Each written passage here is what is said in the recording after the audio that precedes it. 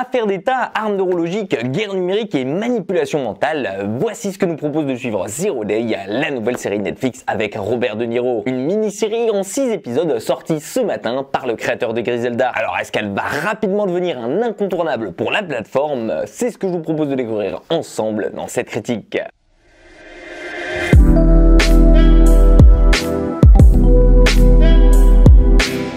Dans Zero Day, vous allez suivre George Mullen, un ancien président des États-Unis, interprété ici par De Niro, au cœur d'une affaire d'État mêlant crise technologique et conspiration. Car en effet, celui qui s'était éloigné de la vie politique depuis une dizaine d'années maintenant se voit proposer un poste au sein d'une commission chargée de traquer les responsables d'une cyberattaque nationale ayant bloqué le pays tout entier pendant 1 minute. Et là, je sais, dit comme ça, on se dit que c'est potentiellement rien, mais en réalité, c'est plus que suffisant pour mettre à feu et à sang toute une nation en provoquant des dommages irréversibles, que ce soit sur le trafic aérien, ferroviaire, sur la bourse, les banques et surtout simplement la confiance des gens. Bref, quelque chose qui peut vite retourner un pays tout entier contre son système en place. Et De Niro ainsi que quelques personnes triées sur le volet auront donc pour mission ici de mener une guerre invisible et surtout de présenter des coupables pour apaiser les tensions. On suivra donc dans cette enquête depuis l'intérieur de la CIA et surtout depuis son point de vue pendant 6 épisodes au cours desquels il devra parfois jongler entre illégalité et bafouement des droits humains, tout ça pour sauver son pays. Alors je sais, dit comme ça, c'est pas forcément la série Netflix à laquelle nous, Européens, on va forcément s'identifier, puisque dès le départ, et comme d'habitude dans ce genre de scénario catastrophe, ça se passe uniquement aux États-Unis. Et pendant ce temps, vu qu'on se la coule douce en Europe,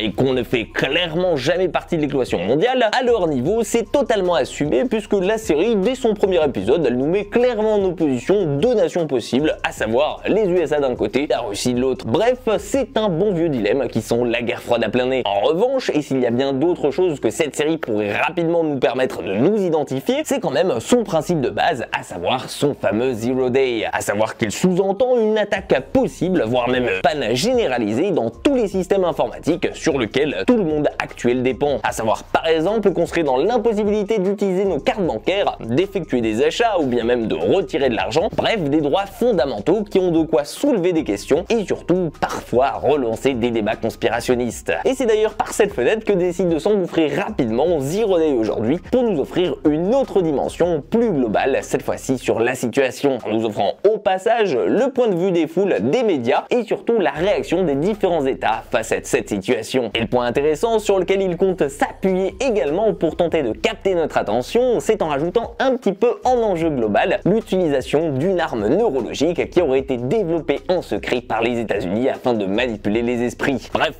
de ce côté-là, on a tout le cocktail explosif dont pouvait rêver n'importe quel réalisateur dans les années 80. Et alors là, rajoutez à ça la présence de De Niro au casting, lui qui s'initie sa première apparition dans une série, je vous avoue qu'il y avait tout pour faire de ce Zero Day un incontournable de Netflix. Et alors là, si j'emploie le passé, je pense que certains d'entre vous l'ont déjà malheureusement compris, aussi prometteur que le sujet pouvait paraître dit comme ça, il y a autre chose dont manque cruellement cette série, surtout pour un thriller, à savoir de l'action. Et surtout, quelque chose à nous mettre sous la dent. Parce que qui dit série ici, de 6 épisodes de 1 heure chacun, dit forcément qu'on n'est pas dans un film condensé de moins de 2 heures, dans lequel on a un objectif en tête, et surtout un compte à rebours à ne pas dépasser façon Die Hard. Et côté action, malheureusement, on peut pas réellement dire qu'on puisse compter sur un taux de testostérone élevé pour relever le niveau. Attendez-vous donc ici à faire face à une série de l'ordre de la guerre froide où contre-espionnage, machination et avancées technologiques seront souvent abordées, mais où malheureusement le temps paraît souvent long et tout n'en est en réalité que politique et complot. Entendez par là que chaque fin d'épisode, c'est plus souvent la carotte qui nous attend qu'une réelle avancée pour un récit qui peine réellement à décoller. Pour tout vous dire, il faut à peu près 3 épisodes, soit à peu près la moitié de la mini-série, pour qu'on ait réellement l'impression que les choses commencent réellement à se lancer. Et je vais être honnête avec vous, je suis plus allé au bout aujourd'hui de cette mini-série pour pouvoir vous en parler plutôt que par pur plaisir devant. Alors ok, certes la série pourrait compter sur 2-3 noms pour se démarquer, notamment De Niro, qui est plus qu'à sa place ici dans le rôle d'un ancien président, et plutôt même d'ailleurs la raison principale pour laquelle je prenais encore un minimum de plaisir devant, avec par exemple Jesse Plemons qui joue ici son conseiller, qui est torturé entre l'envie d'un côté de l'aider et de l'autre par des anciennes connaissances douteuses qui vont refaire surface. Et dans l'ensemble, j'ai plutôt bien aimé ce côté futuriste apporté au scénario avec l'arme neurologique créée en secret par les États-Unis, qui fait que par moment, on sait pas si tout ça existe réellement ou bien si au contraire c'est l'ancien président qui commence à perdre la mémoire, devenir sénile et conspirationniste vu son âge, mais mis à part ça,